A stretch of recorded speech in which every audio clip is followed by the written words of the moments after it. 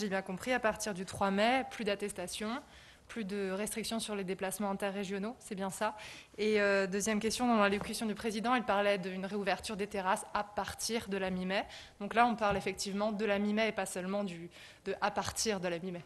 Alors, je vais être encore plus clair, même si je ne sais pas si c'est possible, parce que je crois l'avoir été, mais évidemment, tout ce qui a été dit par le président de la République devant les Français dans son allocution du 31 mars est la base de travail du gouvernement. Et donc, le 3 mai, il est prévu que les restrictions de déplacement et donc effectivement l'attestation, l'interdiction des déplacements interrégionaux soient levées et qu'à la mi-mai, certaines terrasses et certains lieux de culture rouvrent. Et évidemment, les lieux qui ont été fermés, qui sont pour un certain nombre d'entre eux fermés depuis maintenant un grand nombre de mois, rouvriront progressivement ensuite d'ici à l'été.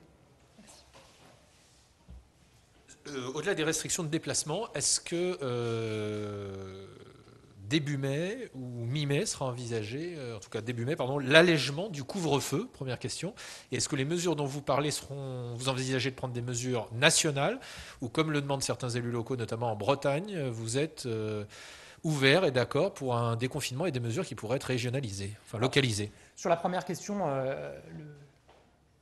la fin ou l'allègement du couvre-feu ne fait pas partie des mesures dont le président de la République a annoncé qu'elles étaient mises en place pour 4 semaines et qu'elles s'achevaient au 3 mai.